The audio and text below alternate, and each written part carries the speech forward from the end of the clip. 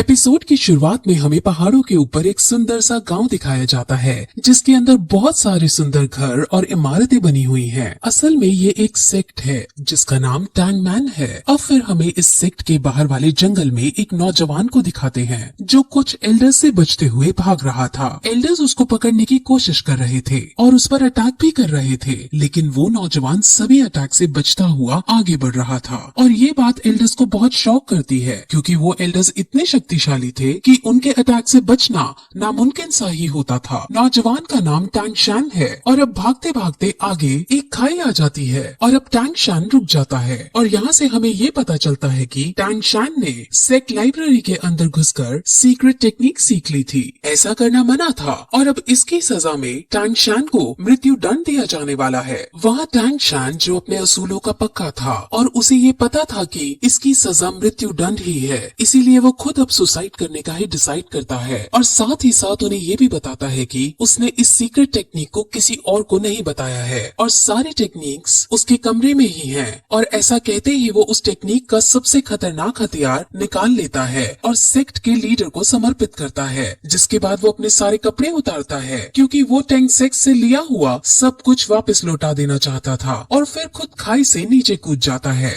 तभी sect leader उसे मरने से बचाने की भी कोशिश करता है, लेकिन टैंग शैन अपने इरादे का पक्का था और वो खाई में गिरकर अपने आप को मार डालता है। उसके मरते ही उसकी आत्मा अलग अलग दुनियाओं को क्रॉस करते हुए पैरेलल यूनिवर्स में चली जाती है और वहाँ वो एक नवजात शिशु के रूप में जन्म लेता है और उसका नाम भी वहाँ टैंग शैन ही रखा जाता है। उसे अब अपने पहले जन्म की सारी बातें और सारी टेक्निक्स याद होती हैं, जिस वजह से वो बचपन से ही उन टेक्निक्स को पहाड़ के ऊपर जाकर प्रैक्टिस करता है। इस दुनिया के अंदर डोलो कॉन्टिनेंट है। इस दुनिया के अंदर हर कोई 6 साल की उम्र में अपनी एक स्पेशल एबिलिटी एक्टिवेट करता है। इस एबिलिटी का नाम स्पिरिट सोल है और स्पिरिट सोल को हासिल करने के बाद लोगों के पास अलग अलग तरह की एबिलिटीज आ जाती हैं। एक दिन जब वो पहाड़ से टेक्निक करते हुए वापस आ रहा होता है तो उसे पता चलता है कि इसी साल नए बच्चों की एबिलिटी जगाने के लिए एक स्पिरिट मास्टर उनके गांव में आ रहे हैं। इस स्पिरिट मास्टर का नाम सू यू ताओ है और ये रैंक 26 का स्पिरिट ग्रैंड मास्टर है।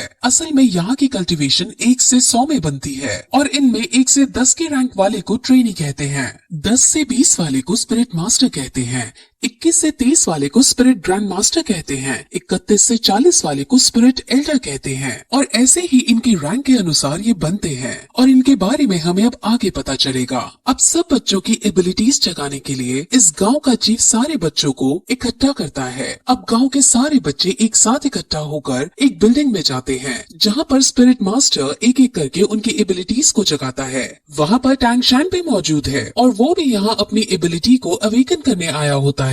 तब उनकी एबिलिटीज को जगाने से पहले सब बच्चों को अपनी शक्ति दिखाता है और अपने अंदर एक भेड़िए जैसी शक्ति बुला लेता है, जिससे सब बच्चे बहुत शौक होते हैं और एक्साइटेड हो जाते हैं। और अब एक एक करके बच्चे अपनी अपनी स्पिरिट सोल को जगाने के लिए आगे आते हैं। अब जो पहला बच्चा आगे आता है उसकी स्पिरिट सोल एक दारांत यानी सिकल होती है, जो कि एक टूल टाइप स्पिरिट सोल है। अब इसे देखकर स्पिरिट मास्टर उनको बताता है कि ये वेपन के लिए तो काम नहीं आ सकती, लेकिन इस टाइप के लोग एग्रीकल्चर यानी फार्मिंग के अंदर बहुत अच्छे होते हैं। अब वो उसकी सोल पावर को चेक करता है। सोल पावर किसी भी स्पिरिट सोल को ट्रेन करने के लिए बहुत जरूरी होती है। अब जब उसकी सोल पावर को चेक करते हैं तो उसकी सोल पावर 0 आती है, जिसका मतलब वो अपनी स्पिरिट सोल को ट्रेन नहीं कर सकता और पूरा जीवन भर एक नॉर्मल इंसान ही रहेगा। ऐसा करते करते वो और भी बच्चों को चेक करता है, जिसमें ज्यादातर फार्मिंग स्किल्स की एबिलिटीज को रखने वाले बच्चे ही निकलते हैं। वहीं फिर एक लड़की अपनी सोल पावर चेक कराने आती है और उसकी स्पिरिट सोल एक ब्लू सिल्वर ग्रास की होती है।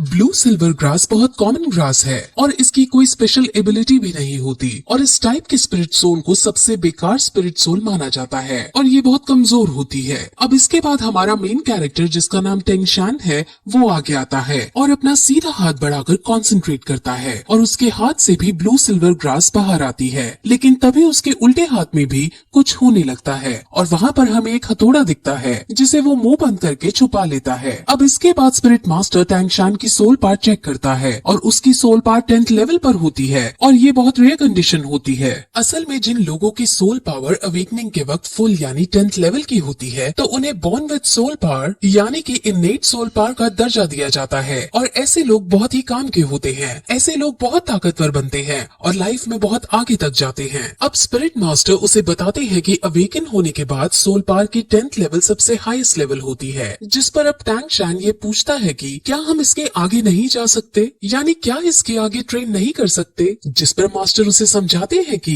इससे आगे ट्रेन करने के लिए हर 10th लेवल के बाद एक स्पिरिट रिंग हासिल करने की जरूरत होती है। स्पिरिट रिंग हासिल करने के बाद ही हम 10th लेवल से आगे बढ़ सकते हैं। बिना स्पिरिट रिंग के हासिल किए कोई आदमी कितना भी ट्रेन क्यों ना हो वो 11th लेवल पर नहीं पहुंच सकता। अब टैंगशान उससे ये पूछता है कि क्या तुम्हारे पास 2 स्पिरिट रिंग है, क्योंकि मास्टर की रैंक 26 है और उसे 10th लेवल और 20th लेवल को पार करने के लिए एक स्पिरिट रिंग की जरूरत पड़ी थी। स्पिरिट रिंग्स यूजर को उनके स्पिरिट सोल के मुताबिक उनको अलग अलग स्पेशल पावर भी देती है। अब ऐसा कहकर वो हॉल से बाहर आ जाते हैं और अब स्पिरिट मास्टर जाने लगते हैं। अब गांव के चीफ और टैंगशान के घर जाते हैं और वहाँ उसके पिता को टैंगशान के पावर्स के बारे में सब कुछ बताते हैं और उसको जीनियस कहकर पुकारते हैं। टैंगशान के पिता का नाम टैंग हाउ है। टैंग हाउ अब अपने बेटे से उसके स्पिरिट सोल के बारे में पूछता है और उसे अपने बेटे से उसके स्पिरिट सोल के बारे में पता चलता है, जो कि ब्लू सिल्वर ग्रास है। अब ये सुनकर उसका पिता शॉक होता है, क्योंकि उसे पता था कि उसके बेटे की स्पिरिट सोल तो क्लियर स्काई हैमर होनी चाहिए। इस लाइन से आप कंफ्यूज ना हो, इसके बारे में डिटेल में आगे बताया जाएगा। अब गांव के चीफ ये चाहते थे कि टैंगशान शहर की एक एकेडमी में जाकर ट्रेनिंग करे, लेकिन टैंग हाउ साफ मना कर देता है। अब क्यों मना किया है ये भी हमें आगे पता चलेगा। गांव का चीफ बहुत शॉक होता है और उससे लड़ता भी है, क्योंकि इतने बड़े टैलेंट को घर में रखना सही नहीं है। इसको बाहर जाकर बेस्ट ट्रेनिंग हासिल होनी चाहिए। अब चीफ के बार बार समझाने पर भी टैंग हाउ नहीं मानता और चीफ अब वहाँ से चला जाता है। अब टैंग हाउ को ये लगता है कि उसके इस डिसीजन से उसका बेटा नाराज होएगा, लेकिन टैंगशान उसके इस डिसीजन से नाराज होने की बजाय उनकी बातों से संतुष्ट दिखाई देता है और कहता है कि हम एक लोहार की तरह भी अपना गुजारा चला सकते हैं। अब टैंग हाउ निराश होकर बैठ जाता है और वो दुखी होते हुए सभी स्पिरिट मास्टर्स को बेकार बताता है। अब टैंग हाउ टैंगशान से अपने स्पिरिट सोल को दिखाने को कहता है, जिस पर टैंगशान अपने हाथ से उसे ब्लू सिल्वर ग्रास निकाल कर दिखा देता है और ये देखकर वो बहुत चौंक जाता है। लेकिन तभी टैंगशान उसे अपने एक और स्पिरिट सोल के बारे में बताता है और अपने दूसरे हाथ से क्लियर स्काई हैमर को बाहर निकालता है। अब ये देखकर टैंग हाउ को कुछ याद आता है कि कैसे कुछ साल पहले वो और उसकी वाइफ कुछ लोगों से बचकर भाग रहे थे और उसकी वाइफ अपने पति और अपने बच्चे को बचाने के लिए खुद को सैक्रिफाइस कर देती है। और अब यहाँ से हमें पता चलता है कि उसकी वाइफ की स्पिरिट सोल भी ब्लू सिल्वर ग्रास होती है। अब फिर टैंग हाउ अपने बेटे की डबल स्पिरिट सोल को देखकर उसे गले लगा लेता है और उसे अब एक बात समझाता है और कहता है कि तुम हमेशा अपने उल्टे हाथ के हैमर से अपने सीधे हाथ की ग्रास को प्रोटेक्ट करना। अब इसके बाद टैंग हाउ टैंगशान को लेकर काम सिखाने लगता है और उसको इस काम की अलग अलग टेक्निक सिखाता है और इन सभी टेक्निक्स की मदद से टैंगशान अब अपने पिछले जन्म की मेमोरीज का यूज करता है और उनकी मेमोरीज से वो कुछ हिडन वेपन्स बनाता है। अब अगले दिन टैंग हाउ अपने बेटे को शहर जाकर ट्रेनिंग करने की इजाजत दे देता है और साथ में ये भी कहता है कि वहाँ तुम अपना खर्चा लोहार का काम करके चला लेना। लेकिन शहर पढ़ने जाने के लिए टैंग हाउ उसके सामने कुछ शर्तें रखता है। वो उसे कहता है कि तुम कभी भी अपनी हैमर स्पिरिट में कोई भी स्पिरिट रिंग ऐड नहीं कर सकते। दूसरी शर्त पे उसे वो कभी भी अपनी हैमर स्पिरिट सोल को दिखाने के लिए मना करता है और साथ ही साथ किसी को भी अपना ये रहस्य कि उसके पास 2 स्पिरिट सोल हैं बताने से मना करता है और जब तक उसकी जान पर ना आए तब तक वो उसे हैमर स्पिरिट का भी इस्तेमाल करने से मना करता है। अब इन शर्तों पर एग्री करके टैंगशान अपने सफर पर निकल जाता है। वो अब गाँव के चीफ के पास जाता है और अब दोनों शहर के बड़े स्कूल में एडमिशन करवाने के लिए निकल जाते हैं। अब वो दोनों रास्ता पूछते हुए स्पिरिट मास्टर एकेडमी की तरफ जाते हैं, जहाँ पर उन्हें गेट कीपर रोक लेता है। अब चीफ उसे अपना पास दिखाता है जो उसको स्पिरिट मास्टर ने दिया था। गेट कीपर उस पास को चेक करता है और इस पास को वो फेक समझता है, क्योंकि इस पास पर ब्लू सिल्वर ग्रास लिखा था, लेकिन साथ ही साथ सोल पावर को 10 रैंक का भी बता रखा था। अब ब्लू सिल्वर ग्रास का होना और 10th रैंक का होना ऐसा बहुत रेयर कंडीशन में ही पॉसिबल है, और जिस छोटी जगह से ये लड़का आया है वहाँ पर इस रेयर चीज का होना पॉसिबल नहीं है। अब चीफ और गेट कीपर की बहस होने लगती है, और उनकी बहस इस कदर पहुंच जाती है कि गेट कीपर चीफ पर हाथ उठा देता है, लेकिन तभी टैंग शैन उसके हाथ को पकड़ लेता है और उसको नीचे गिरा देता है। टैंग शैन को अब बहुत गुस्सा आ चुका था और वो उसे मारने के लिए अपना हिडन वेपन एक्टिवेट कर देता है, लेकिन तभी एक आदमी वहाँ आता है और उन्हें रोकने की कोशिश करता है। इस आदमी को यहाँ पर सभी लोग ग्रैंड मास्टर कहते हैं, और वो उनकी लड़ाई बंद करवाने के बाद उसको अंदर एडमिशन के लिए ले जाता है। अब रास्ते में टैंग शैन और ग्रैंड मास्टर कई तरह की बातें करते हैं, जिसमें ग्रैंड मास्टर अपनी आइडेंटिटी बताते हुए कहते हैं कि वो यहाँ का ग्रैंड मास्टर है, और अगर टैंग शैन ग्रैंड मास्टर से कुछ सीखना चाहता है तो वो उसको टीचर बुला सकता है। अब वो और भी बातें करते हैं, और क्योंकि ग्रैंड मास्टर ने उसका एडमिशन पास देखा होता है तो वो उससे कहता है कि तुम बहुत इंटेलिजेंट हो, और उसे ये भी बताता है कि पिछले 100 सालों के अंदर तुम तीसरे आदमी हो जिसके पास 2 स्पिरिट सोल हैं। ये सुनकर टैंग शैन चौंक जाता है और अपने हिडन वेपन को फिर से एक्टिवेट करने के लिए रेडी हो जाता है। दरअसल वो ऐसा इसलिए करता है क्योंकि उसके पिता ने उसे कहा होता है कि उसकी 2 स्पिरिट सोल के बारे में किसी को नहीं पता चलना चाहिए, और अब वो अपने इस खतरे को हटाने के लिए अपना हिडन वेपन एक्टिवेट करता है। लेकिन तभी ग्रैंड मास्टर उसे अब ये बताता है कि आखिर उसे इन सब के बारे में कैसे पता चला।